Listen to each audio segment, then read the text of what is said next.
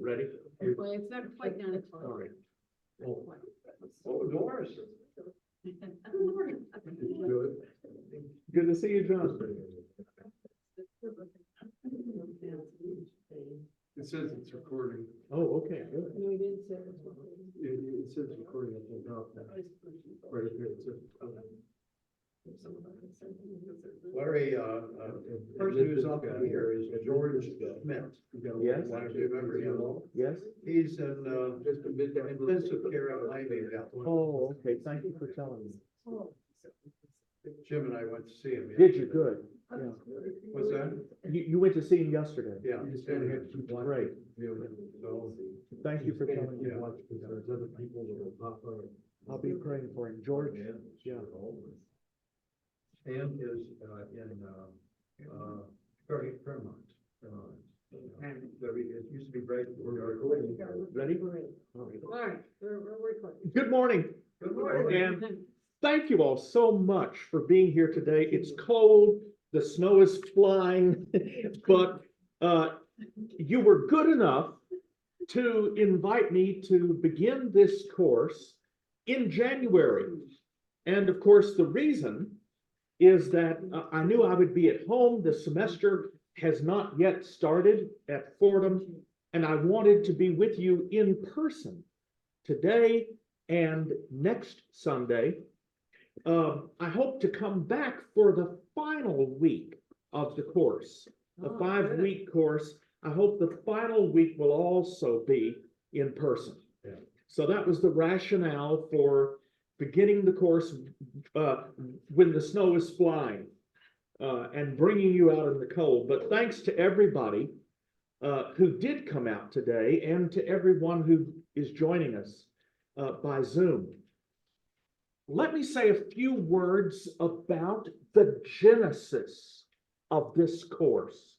How did the idea to dedicate a course to the meaning of Jesus' miracles for today, where did that come from? I would point to 3 or 4 moments over the last months. First, a conversation with Jim Evans, about the content of future courses. And I believe this was your idea, a very important idea. Things that Pete Minter shared even earlier about his experiences, challenges faced in health and in the hospital, remarkable recovery that he has made. Third, I would mention a woman in New York City who is a regular participant in adult education courses that I also offer at St. Bart's. That's short for St. Bartholomew's Church on Park Avenue in New York City. Fortuna Bruckner is an Afro-Caribbean woman of warm personality and great curiosity.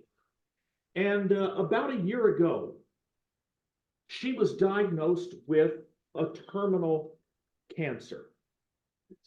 The diagnosis came just as she was preparing to join her family for a holiday in London.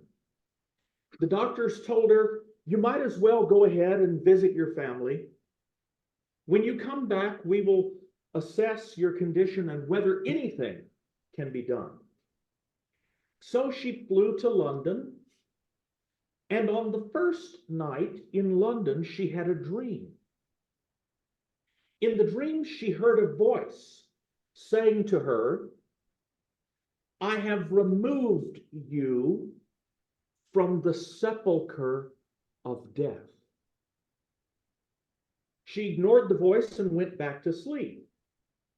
But when the voice came again, a second and a third time, Fortuna told me she got up out of bed, knelt beside the bed, and prayed in thanksgiving to God. Some weeks later, she returned to the United States. Surgery was scheduled at Yale New Haven Hospital. The community at St. Bart's rallied around her. I connected her with the chaplain at Yale New Haven Hospital. And about 8 months ago, an 8-hour surgery was performed by a robot. And 6 weeks ago, she was pronounced free of cancer. She gave a testimonial on the first Sunday of Advent at St. Bart's, thanking the community for all their love and concern. And at a dinner that she hosted, the Fortuna party, after the worship service, as I sat with her around a table, she asked me, Professor, why is it that we don't talk about miracles? Why do we not talk about that today? The final moment in the genesis of this course came during my Advent reading of a long poem by W.H. Auden. Maybe you know it. It's called For the Time Being, and the subtitle is A Christmas Oratorio. And in the first section of that poem, there runs a refrain through the whole first section, and it goes like this: we who are going to die need a miracle. It gives voice to the deep yearning, the deep need of all of us, mortal sons and daughters of the living God. So with all of that, with all of those voices speaking to me, Pete and Jim and Fortuna and W.H. Auden, I began to ask myself, why not? Why not dedicate a course to the meaning of Jesus' miracles for today? Now, I should be honest and tell you why I've never offered such a course before. Why is this the first time? Well, you may notice that in the title that I've proposed, I use the word meaning instead of reality. I went to school, as most of you all did, back in the high watermark, the ascendant days of Enlightenment, rationalism. And Larry, when I entered Yale Divinity School and took my first course in the Gospels, the professor explained that when Jesus was reported to have walked on the water, it was because he was walking near the shore. And there was no doubt a mist upon the land, and the disciples thought that he was walking upon the water. When Jesus fed the 4,000 and the 5,000, it was probably the case that people who were concealing the lunches that they brought with them selfishly in their togas took them out and shared them. So in other words, in the 1970s, late 70s, when I began the academic study of New Testament, rationalistic explanations were still offered for the miracles, even the greatest miracle of all, the resurrection. Did you know that in the course in New Testament interpretation, at Yale Divinity School in the year 1978, there was no unit in the course on the resurrection. Why not? Because that did not belong to the life of the historical Jesus. It belonged to the faith of the church, the Christ of faith, rather than the Jesus of history. A turning point for me came when I was a young professor, my first job at McCormick Theological Seminary in the early 1980s, 83, 84, I think. Also teaching students from the Lutheran school there in Chicago. And for the first time, I found in my classroom students from the so-called third world, from Ghana and Kenya, from Colombia and Ecuador. One day we were translating, Greek translation, the story of the healing of the man who was deaf and dumb. Kophos kai mogi lalos, it says in Greek, in Mark chapter 7. And we did our philological work. We translated the text. We came to the end of the pericope, and a lovely woman from Kenya raised her hand and said, Professor Larry, do you believe that that really happened? Now, I was young, 28, 29 years old. There was an awkward silence in the room. And this young woman from Kenya rescued me.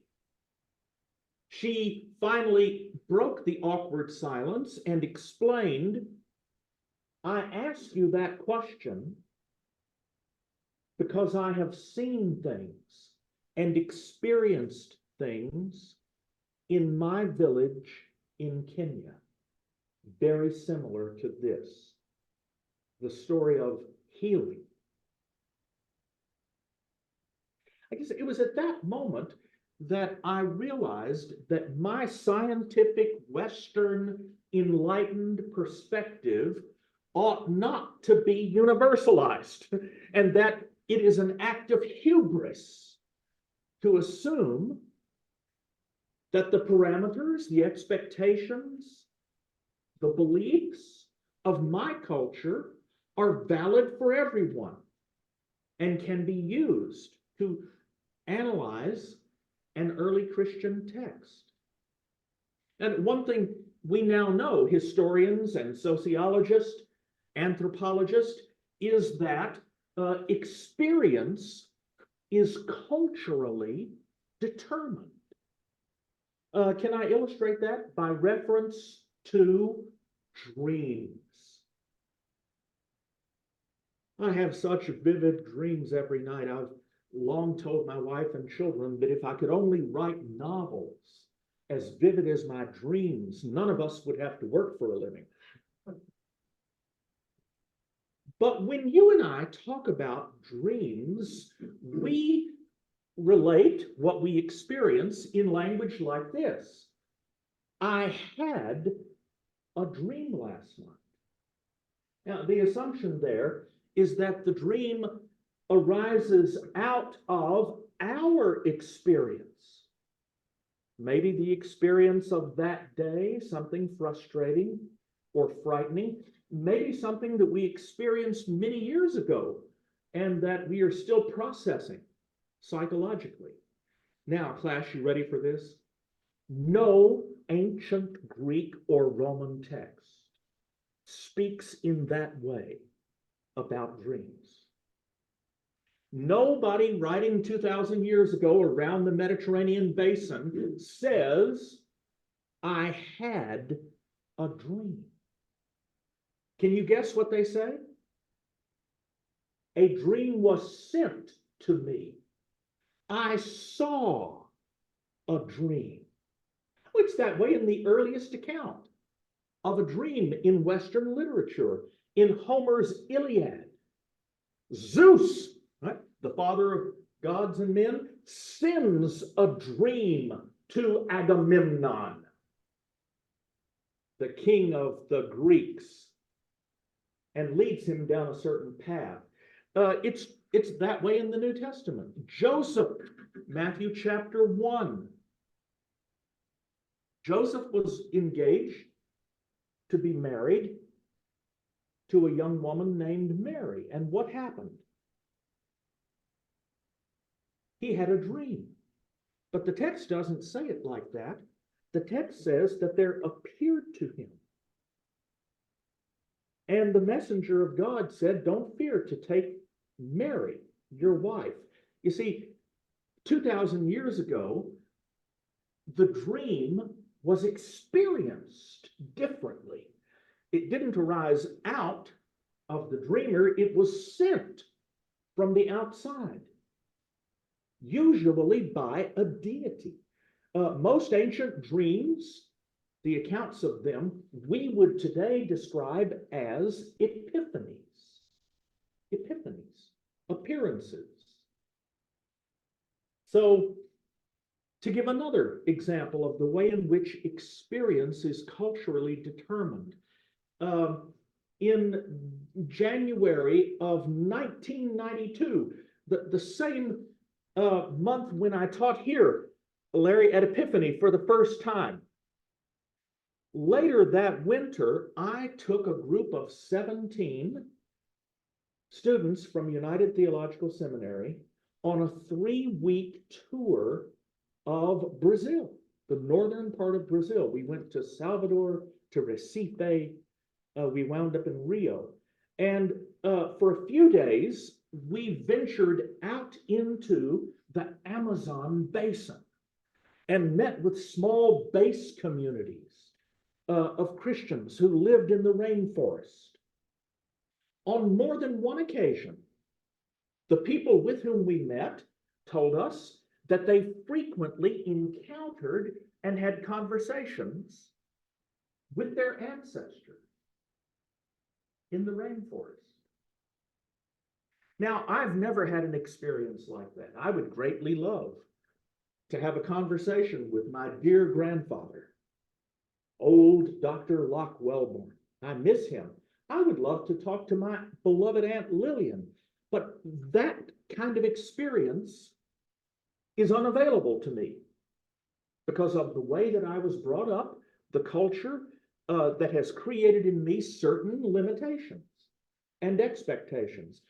But it would be an act of cultural hubris for me to say to a Christian from the Amazon basin, no, you didn't meet your ancestor out there in the rainforest. You didn't have that experience. It wasn't real. So that is the reason why our course does not focus on the reality of Jesus' miracles, but rather on their meaning. The Gospels are full of stories of what ancient writers referred to as the paradoxical deeds of Jesus. There is no doubt that he did such things. The reality of those miracles is not in question. And just as I began to understand that in the 1980s, so did other New Testament scholars. On the board here, I've written the most important books from the early 1980s. Howard Clark Key at Boston University, Miracle in the Early Christian World. A wonderful book. You can still buy it online, Amazon.com. It is still in print, a revised edition. Even more important, Gerd Tyson, a New Testament professor from Heidelberg, a personal friend of mine. I brought him to the United States. many years ago and organized a 5-city lecture tour. Gerd Tyson and his wife and I traveled together across the United States. He's a remarkable historian and thinker, and among his many books is Miracle Stories in the Early Christian Tradition. I think this is the best book on the subject. Why? Because he analyzes these stories from a variety of perspectives. Not only in a literary sense, but also psychologically, sociologically, even ecologically. He offers an ecological reflection on the miracles. So at the same time that I was beginning to understand that the stories of Jesus' paradoxical actions in the Gospels have to be taken seriously. They can't be rationalized or explained away. It was a significant component of Jesus' activity from the moment that he walked away from the carpenter's bench and stepped into the Jordan River. From that moment on, Jesus' activity consisted to a large degree of healing the sick and liberating those who were possessed by evil spirits. The earliest gospel, the Gospel of Mark, is abundant with these stories, and they have to be taken seriously. For us, the question is, what do these stories mean for us today? What are the lessons that we take away from this aspect of the activity of Jesus the Christ? And I think what you will discover if you consult these two books is that as scholars began to move beyond the rationalistic and scientific prison house of expectations, and as they looked again at first century literature through first century eyes, they discovered that Jesus was by no means the only person of whom miracles, healings, exorcisms were predicated. On the contrary, good morning, in early rabbinic literature, contemporary with the New Testament, we meet a Jewish healer named Hanina ben Doza. Have you heard of him? Hanina ben Doza. He healed the son of Rabbi Gamaliel. How do we know Gamaliel? The teacher of Paul, the apostle. His son was dying. He had a burning fever. Hanina ben Doza put his head down between his knees and prayed. And the son of Hanina ben Doza was healed. In Jewish literature, contemporary with the New Testament, we also meet Honi the circle drawer. Have you heard of him? Honi the circle drawer. Now, he's an example of Jewish chutzpah. Here's how Honi the circle drawer performed his paradoxical deeds. He would draw a circle on the ground, and he would step into it, and then address the Holy One, blessed be he, God, I will not move from this circle until you what? Cause it to rain. Now that takes chutzpah. Yeah. And rain hard. And rain hard. Yeah. Right. Honi the circle drawer. But it's not only in Judaism of the period, contemporary with Jesus, that we encounter miracle workers, even among Greeks and Romans.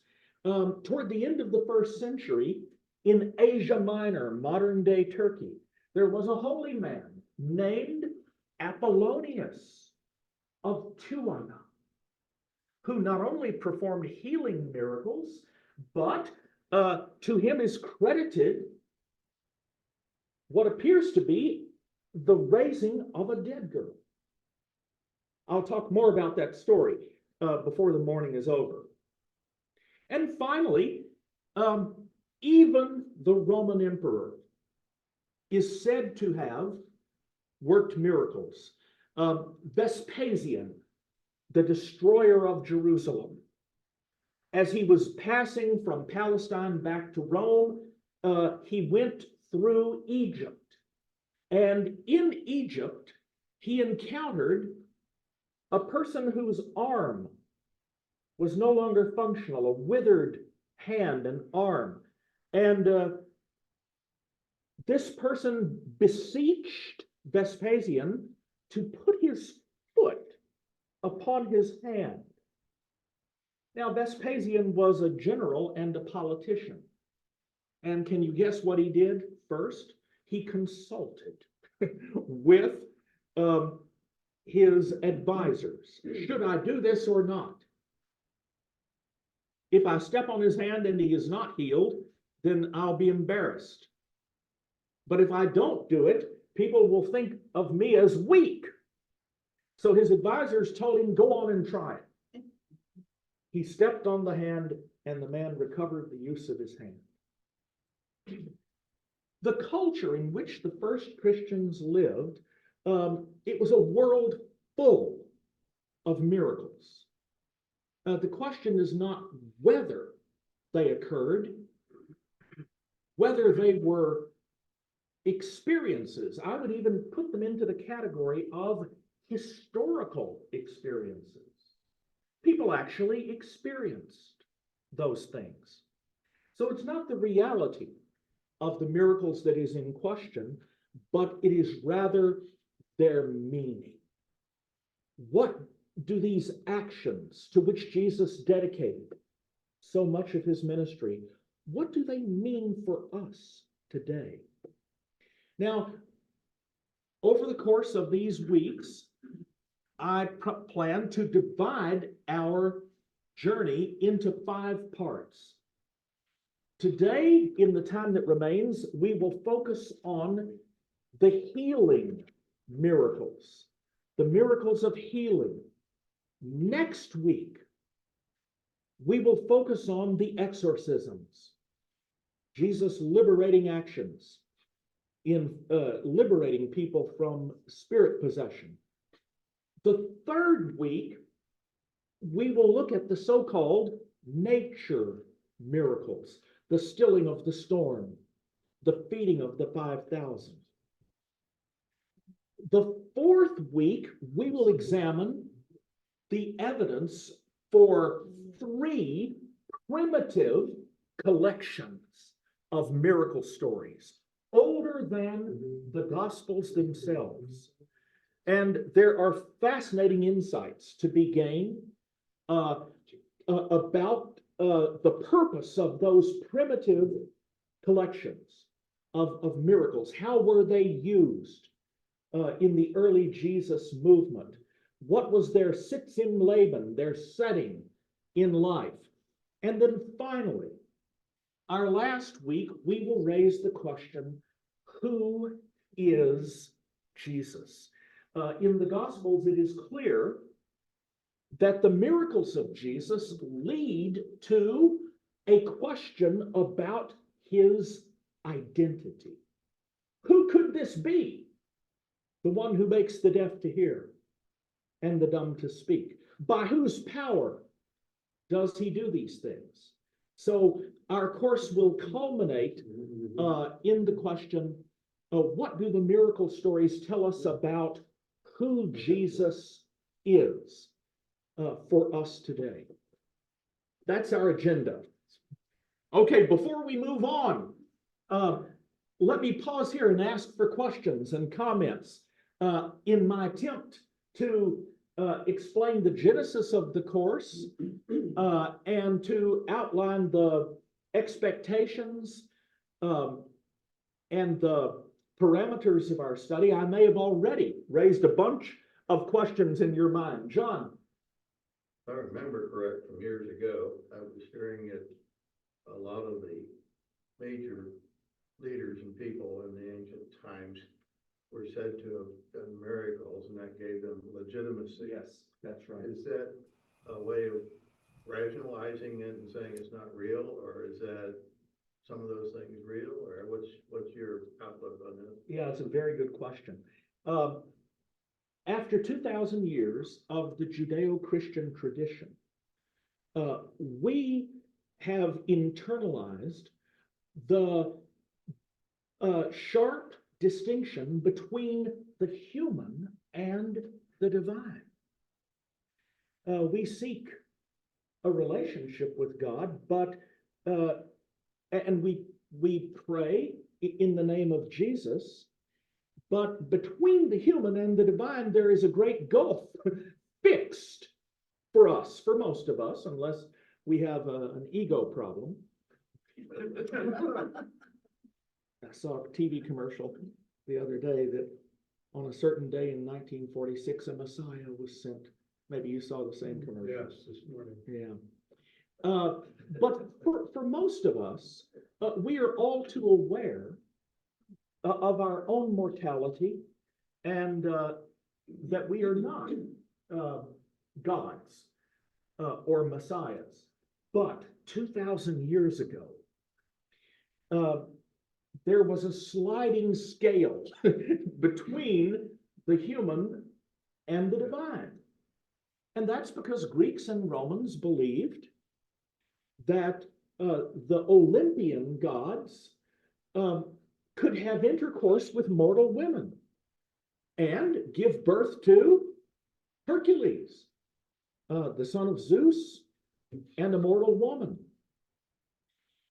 And it was not only the case that heroes and demigods populated the region between the human and the divine. Any human being who exhibited an extraordinary power, supernatural knowledge, charisma, the power to heal or to exercise, that person was regarded as being, here's the Greek word for it, theos. Can you guess what this means, theos? It means divine, right? And there's a whole category of people in antiquity that are called theos andres, divine men, human beings in whom a divine power is at work. I mentioned Apollonius of Tuam, right? A holy man who traveled across Asia Minor, eventually went to Rome. He's an example of one of these. So it's not so much that the miracles served a political function to legitimate certain people, but it's actually the other way around. If a person exhibited any extraordinary power, Alexander the Great, for example, have you seen statues of Alexander or paintings? They always depict him what? Looking up into heaven. Because his power as a leader of men, his conquest of the eastern part of the ancient world had elevated him to a status above the mortal. Alexander was viewed as great. He was divine. Yes, Peter. I've been thinking here, and you gave me some credit I perhaps don't deserve, but it's my firm conviction that miracles that I have talked about in my life Yes. only become that when I tell somebody about them. If I don't tell anybody, no one would know. Isn't that interesting? That is such an interesting comment. Thank you for that. And I think that is operating in the Jesus tradition as well. Among the various meanings of the miracles of Jesus, we're going to find ourselves asking over these coming weeks, who told these stories and why? How did these stories function to awaken expectations, to create a climate, right, of belief? If I could already offer one example, Peter, in response to your very good, the very good point that you have made. In the early Christian historian Eusebius wrote the ecclesiastical history, and he preserves a letter exchange, a correspondence between Jesus of Nazareth and Abgar, the king of Syria, in Edessa. Now, of course, this correspondence is apocryphal, but it is revealing on the point that Pete is making. Here's the way it worked. According to Eusebius, Abgar heard the stories of Jesus' healing miracles. He heard them being talked about by travelers in Syria. And so he wrote a letter to Jesus. Eusebius quotes the letter. The letter says, Dear Jesus, I have heard about the miracles that you perform by touching or even by speaking a word. So would you please come here to Edessa, to Syria, and heal me, for I'm suffering. See, he had heard someone talking about it. He heard the stories. According to Eusebius, Jesus wrote back to Abgar. And I'm going to paraphrase what he says. He says, Dear Abgar, I'm busy now.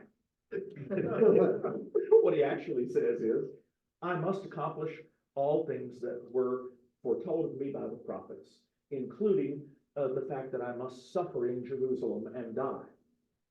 But Jesus says, I will send you one of my disciples, and he will heal your sickness. Isn't that interesting that such a correspondence survived? The correspondence illustrates the point that Pete is trying to make. Abgar was expecting a miracle because he had what? He had heard. He had heard the stories. Yes. One of the things I've learned from you is pay careful attention to language. And so reviewing some of the miracles in preparation for this class, I noticed that at least in the new Revised Standard Version, the word miracle is never used, right? These things that are characterized as astonishing or amazing or sometimes terrifying, but never as miraculous. So is there a Greek word that you would translate as miraculous that is not employed in these stories in the Greek? Thank you very much. Did you hear that good question? What you have put your finger on is the fact that the very word miracle is a product of our enlightened scientific perspective, and that the ancient texts don't use the word. They speak about amazement and astonishment. Now, you may have noticed, you may have picked up on the fact that I referred to Jesus' actions as what? Paradoxical. You know where I get that word, that description? One of the earliest accounts of Christianity by a pagan, a non-Christian, Lucian of Samosata. He wrote a text on a famous holy man, philosopher, who was converted to Christianity, named Peregrinus, Peregrinus Proteus. And in attempting to explain to his Greek readers why Peregrinus became a Christian, Lucian says that he was converted to a sect of Christians who followed that man from Palestine who was a doer of paradoxical deeds. That's his language, right, to describe Jesus' actions. Now, what is a paradox? Paradoxa. It's a compound word. Para means what? Beyond or alongside of. We talk about something that is what? Paranormal, right? Something that is a person who is a paralegal, something that is beside or even beyond something. The rest of this Greek word, doxical, comes from the Greek word doxa, which means, Christians eventually translated as glory. You're right. But in the older pre-Christian period, doxa is opinion. It's what people think. So if something is paradoxical, it's what? Contrary to expectations. Beyond what one assumes. Now that's the ancient language, right? Rather than miracle.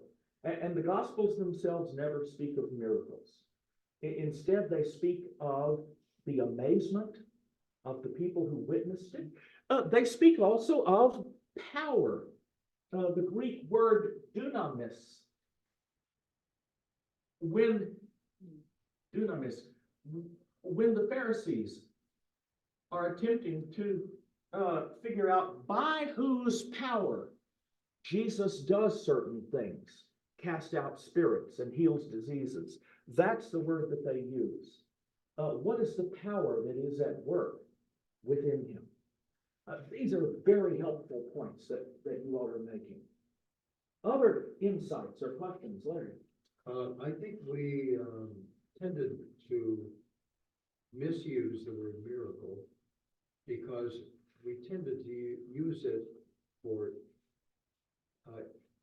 happenings that were scientifically unexplainable. Right.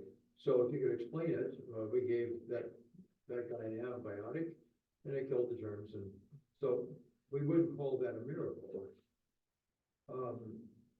But then the German word for it is Wunder or wonder, Right. and it doesn't have much to do with science. It has anything that happens that just causes amazement or thanksgiving. So if a person recovers, who cares if there is a scientific explanation or whether it was I heard somebody yesterday who had COVID and is a diabetic and is not allowed to take whatever that drug is you're supposed to take. And they found an alternative, which was $400 per pill. So he said, you know what, I'm gonna forego that. And he got better. He didn't take it. He said, so I made a good decision. So in other words, I guess the amazement about it is what we could now, not misusing the word, but including that amazement in the word miracle. And oftentimes we do put miracle in that way and avoid simply the scientific explanation. Very good point. It was with this in mind that I told the story of Fortuna Bruckner at the beginning of class. She regards her recovery from what was originally diagnosed as terminal cancer. She regards that as something that is a wonder. She speaks of it as a miracle.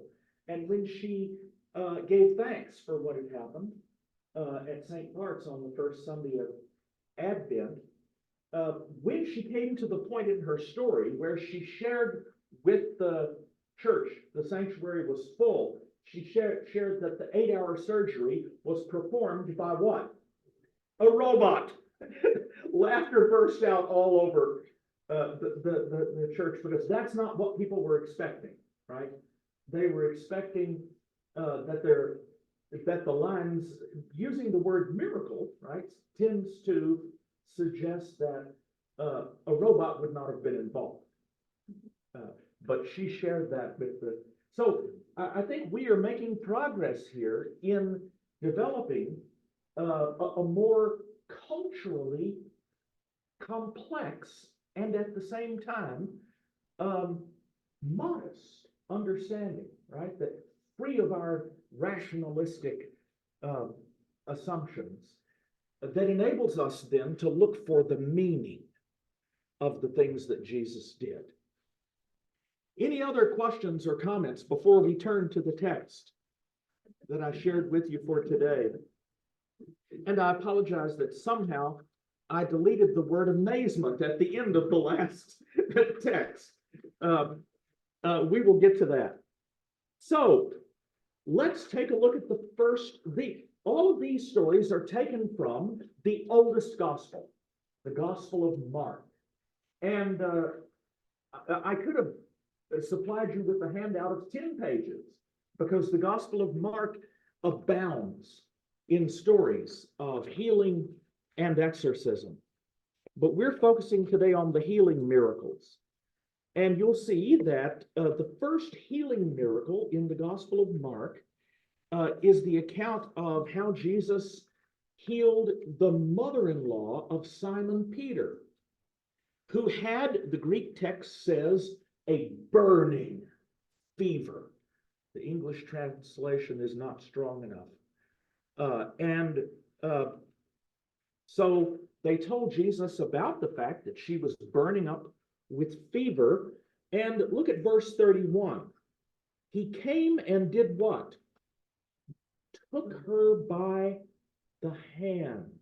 Now, as we will see, this physical contact that Jesus establishes with the suffering, his touch, his grasp of another person is a consistent feature of these stories. And it is a place where we ought to ask ourselves about the meaning. What is the message for us in this aspect of his healing? That he took her by the hand and lifted her up, and the fever left her. And so when the news of this gets around, a large crowd gathers around the door, and Mark summarizes, he cured many who were sick with various diseases, and he cast out many demons, and he would not permit the demons to speak because they knew him, the question of Jesus' identity. Now look at the next little paragraph. In the morning, while it was still very dark, the Greek there says, when it was just barely light, Jesus got up and went out to a deserted place, and there he prayed. And Simon and his companions, the English translation says, hunted for him. But the Greek is stronger. They pursued him. They chased him. And when they found him, they said, everyone is searching for you. John Dominic Crossan, the Irish New Testament scholar, another friend of mine from the Chicago days, in his book on the historical Jesus, he comments that the attempt by Simon Peter to drag Jesus back from the lonely place to his own house, where his mother-in-law had been cured and where other people had gathered around the door, John Dominic Crossan said, Simon Peter is attempting to be the broker of Jesus' grace, the broker of Jesus' power. Come back to my house and perform your miracles there. But Jesus will have none of it. He says, let us go on to the neighboring towns so that I may proclaim the message there also, for that is what I came out to do. Now, this is another aspect of the meaning of Jesus' paradoxical deeds that invites our reflection. What is the connection between the healing of the sick and the liberation of people from spirits and the message of the kingdom of God. The message that God reigns. What's the connection between Jesus' central conviction? Jesus was overwhelmed by his confidence that God rules. Faith. Yes, it's faith. Gerd Tyson describes it. He says that what we have in the case of Jesus is a primal eruption of confidence in God. A primal eruption of confidence in God. Faith. What's the connection between that primal confidence and Jesus' actions, his healing ministry? Now look at the next little paragraph. And I need you to tell me when I've exhausted my time. You got another 10 minutes. Oh, good. This is the first account of a healing of Jesus for which Mark supplies details. It's not just a summary. And this is on the first full day, right? It's after the evening in which he stayed in the home of Simon Peter. The next full day, as Jesus is going on to a neighboring town, a man with a skin disease, that's the way it's translated here. The Greek says just very simply leprosy, lepron, a leper, came to him begging, petitioning, and kneeling, and said to him, "If you are willing, you can make me clean." Now, it's important to look at the Greek here. What the man says to him is,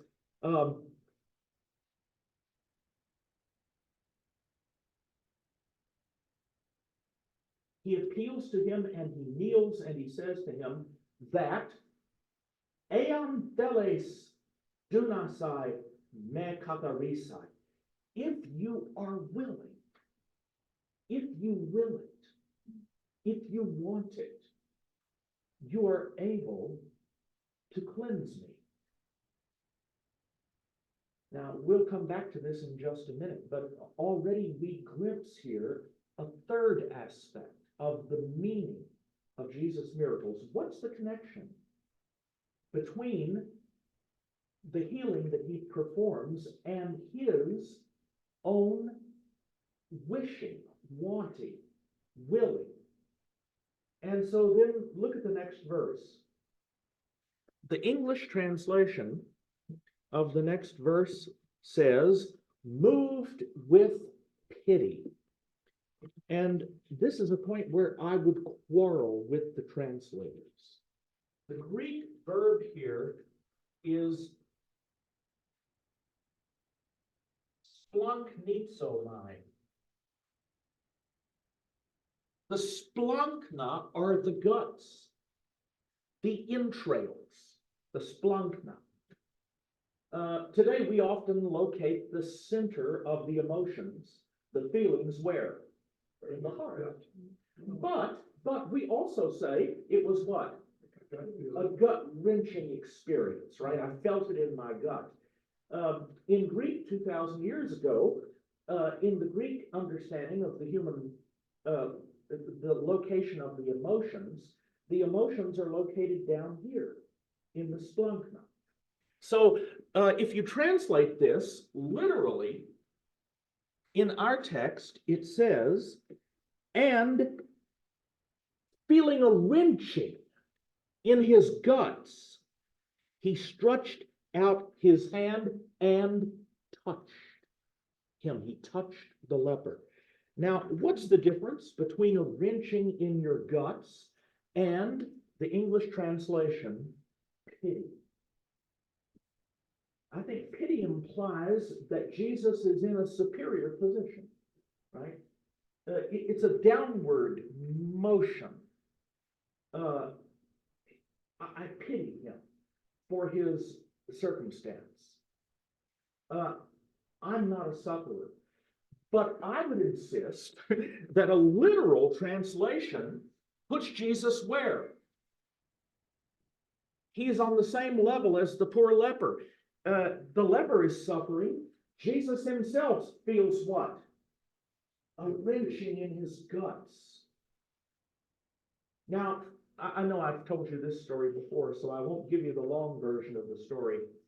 When I first went to Fordham University in 2007, can you believe? 17 years ago. Hard to believe. For the first time in my life, I had PhD graduate research assistants that were assigned to me, right? And the first semester that I was there, I sent my graduate assistant to the library to do a little research.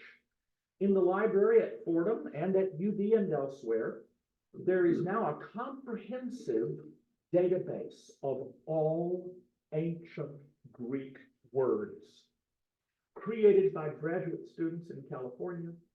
And they also created a search engine that allows you to search any Greek word. Can you imagine that? What would Rudolf Bultmann have done if he had had that instead of a Xerox machine? So I sent my graduate student to the library and I said, please find out for me where else this word is used in ancient Greek. I'll never forget what happened.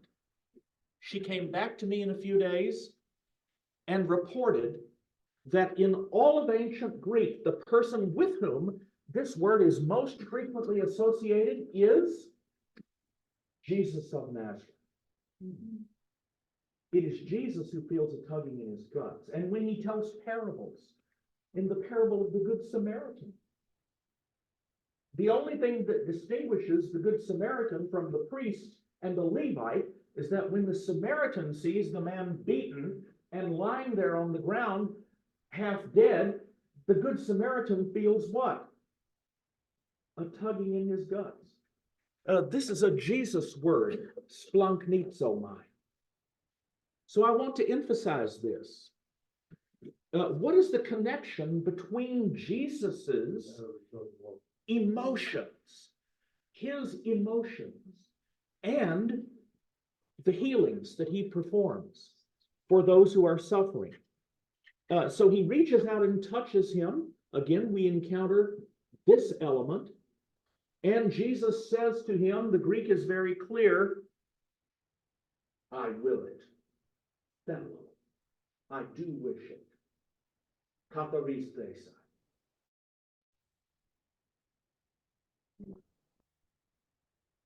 All of these things are calling out to us to think about the meaning.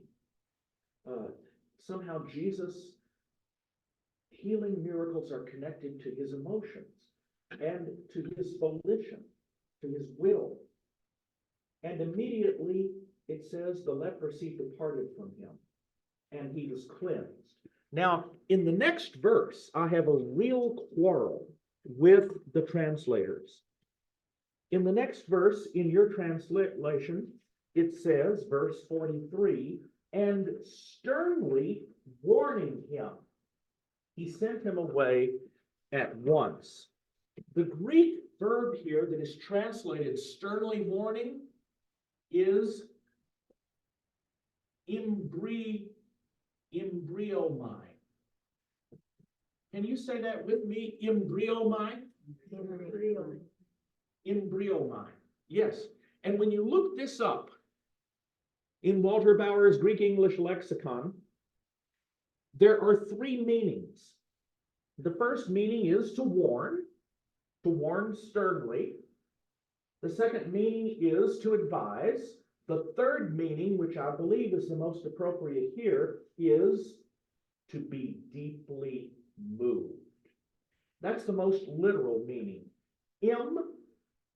Describes what is within a person. Bryomai is the boiling up of feelings. So Jesus was what? Deeply moved in his emotions. He boiled over. Translate it like that. I think that's consistent with the tugging in his guts. Shame on the translators. And if you translate it like that, and being deeply moved by him, he told him to depart.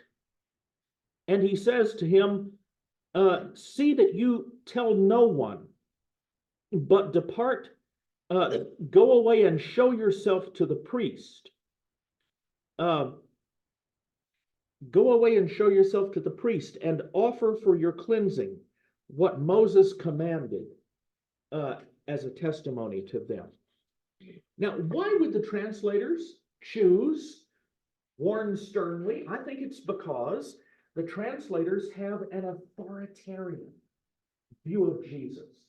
Jesus always has to be in control, right? So they choose the meaning, warn sternly.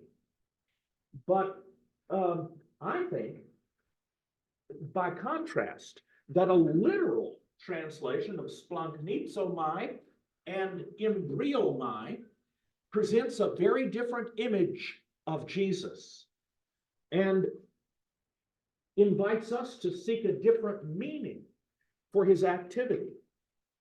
He felt a tugging in his guts when he saw the leper. And when the man was cleansed, Jesus was deeply moved by this person.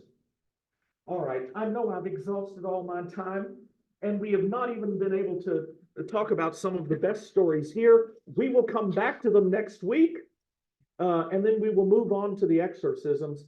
Let me see if there are any other questions or comments. Thank you all so much for being here today. Thank you for your good questions and comments, very helpful. And I'll be sending out in advance a collection of stories where Jesus liberates people from spirit possession. Thank you. Thank you. Thank you.